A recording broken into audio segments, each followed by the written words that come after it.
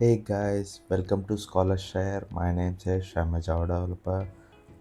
ఇంతకుముందు మనం చేసిన వీడియోస్ అన్ని జావా ట్యుటోరియల్ అనే ఒక ప్లేలిస్ట్లో పెట్టానండి. ఇంట్రెస్ట్ ఉన్న వాళ్ళు ట్రై చేయొచ్చు. ఇంకా ఈరోజు మన డిస్కషన్ స్టార్ట్ చేద్దాం. Now we are going to discussing about if statement.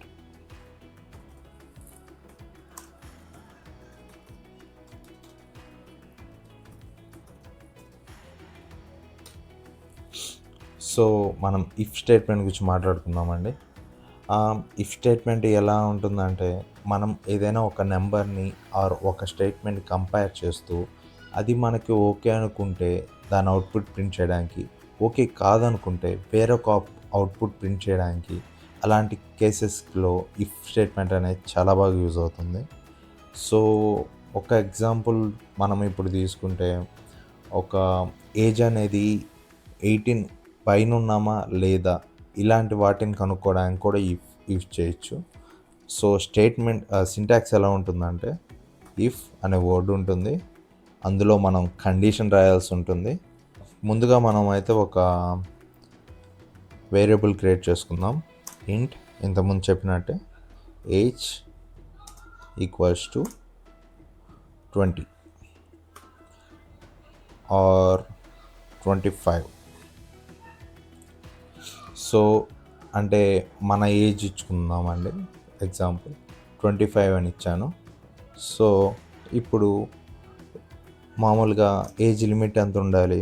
బేసిక్గా 18 కంటే పైన ఉండాలి. So greater than 18. ఇది ఒక కండిషన్ అండి. కండిషన్ కంపేర్ చేయడానికి మనము ఇది వాడతామని చెప్పాను కదా. 18 కంటే ఏజ్ అనేది ఎక్కువ ఉందా లేదా అనేది దీని ద్వారా తెలుస్తుంది. సో బ్లాక్ ఓపెన్ చేశాను. బ్లాక్ ఓపెన్ చేసి బ్లాక్లో for example system.out.println short form use చేశాను.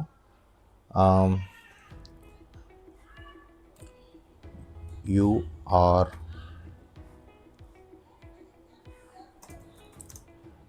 Eligible for vote.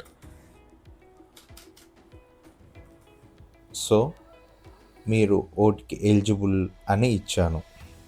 సో ఇఫ్లో మనం ఆల్రెడీ చెప్పుకున్నాం కదా, 18 పైన ఉంటే ఇది రావాలని. ఒకవేళ 18 కాకుండా ఉంటే ఇంకోటి రావాలి అని చెప్పుకున్నాం కదా, దానికి మనం ఎల్స్ వాడతామన్నమాట. ఎల్స్ బ్లాక్ ఓపెన్ చేశాను. సేమ్ ఇదే సింటాక్స్ ఇక్కడ రెప్లికేట్ చేస్తున్నాను. సో ఇక్కడ you are not eligible for vote. So save చేశాను. ఇది ఒకసారి రన్ చేసి చూద్దాం. ఇక్కడ ఏమొచ్చింది? You are eligible for vote అని వచ్చింది. ఓకే, ఇప్పుడు మన ఏజ్ 25 కాబట్టి మనం ఎలిజిబుల్ అయ్యాం. 25 కాకుండా ఉంటే, సపోజ్ 15 ఉంటే చూద్దాం. సేవ్ చేసి రన్ చేశాను. You are not eligible for vote. So simple అండి, ఇంతే. అంటే ఇక్కడ ఏం జరుగుతుందంటే, ఈ ఏజ్ 15 అనేది ఏజ్ వేరియబుల్లో ఉంటుంది. ఆ ఏజ్ వేరియబుల్ నుంచి ఇక్కడికి వస్తుంది. ఇక్కడ 15తో 18 కంపేర్ చేస్తున్నాం. 18 కన్నా తక్కువ ఉంది కాబట్టి ఫాల్స్ కండిషన్ కిందకు అవుతుంది. ఒకవేళ ఇక్కడ ఫాల్స్ కండిషన్ అయితే ఈ ఇఫ్ స్టేట్మెంట్లోకి వెళ్ళదు. ఇఫ్ స్టేట్మెంట్ని జంప్ చేసేస్తుంది. తర్వాత ఎల్స్లో ఏముంటే అదే ప్రింట్ అవుతుంది. ఒకవేళ సపోజ్ 25 ఇచ్చి సాటిస్ఫై చేసి ఇది సాటిస్ఫై చేస్తే అప్పుడు ఇది ట్రూ అవుతుంది. ఇఫ్ కండిషన్ ట్రూ అయితే మనకి ఇఫ్ స్టేట్మెంట్లోకి వెళ్తుంది.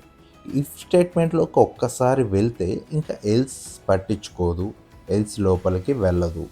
సో ఎల్స్ స్కిప్ చేస్తుంది. అలా ఈ ఇఫ్ అండ్ ఎల్స్ వర్క్ అవుతాయండి. సో ఇఫ్ స్టేట్మెంట్స్ గురించి చూసాము కదండి, దాన్ని కొంచెం ఎక్స్టెండ్ చేస్తూ మనం ఎల్సిఫ్ ల్యాడర్ గురించి మాట్లాడుకుందాం. సో మీకు అర్థం అవడానికి నేను కంప్లీట్గా మళ్ళీ తీసేస్తున్నాను. మనం ఇప్పుడు ఎల్సిఫ్ ల్యాడర్ గురించి మాట్లాడుకుంటాం. ఎల్సిఫ్ ల్యాడర్ అనేది వేరేది ఏమీ లేదండి, అది ఇఫ్ స్టేట్మెంటే. కాకపోతే మనకి కావాల్సిన అవుట్పుట్ వచ్చేంత వరకు దాన్ని ఎక్స్టెండ్ చేస్తూ పోవడమే. సో ముందుగా నేను ఒక వేరియబుల్ క్రియేట్ చేసుకుంటున్నాను. ఇది కూడా ఏజ్కి రిలేటెడ్గానే పెట్టుకుందాం. ఇంట్ ఏజ్ ఈక్వల్స్ టు సమ్ 26 ఏం చేయడానికి సెమీకోలన్. సో ఇక్కడ వచ్చే ఎక్లిప్స్లో మనకు వార్నింగ్ మార్క్స్ అలాగే ఎర్రర్స్ వస్తూ ఉంటాయండి. ఇన్కేస్ ఇక్కడ ఇంట్లో టీ తీసేసాను అనుకోండి, అది ఎర్రర్ లాగా చూపిస్తుంది.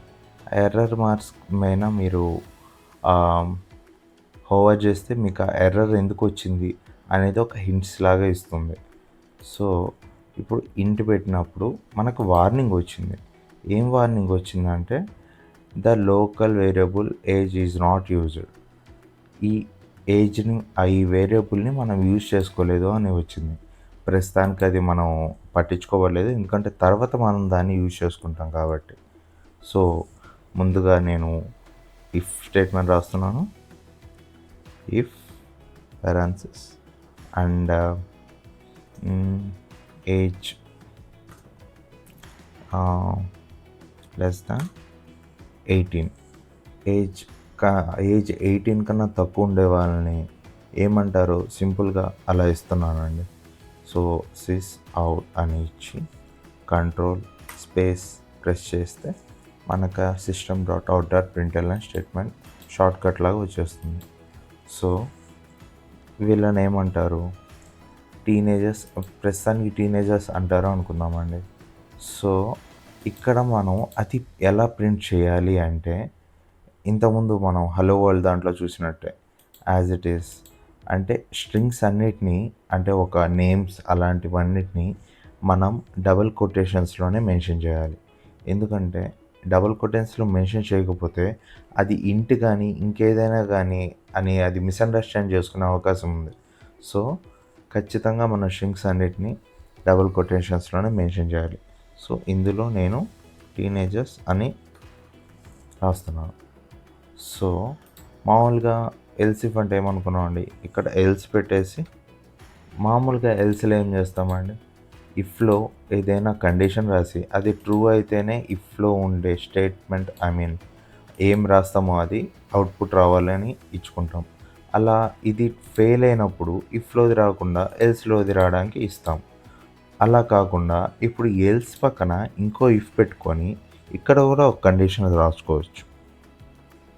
ఇక్కడ నేనేం కండిషన్ రాస్తున్నానంటే, ఫస్ట్ ఇఫ్లో ఏజ్ 18 కన్నా తక్కువ ఉన్న వాళ్ళని టీనేజర్స్ అంటారని చెప్పినాను కదా. ఇప్పుడు 18 to 30. సో అలా అనుకుంటే age less than 30.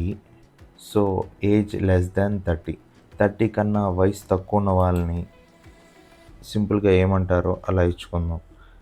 So sysout control space, ఇక్కడ మనం యంగ్స్టర్స్ అని ఇచ్చుకుందాం. యంగ్స్టర్స్. సో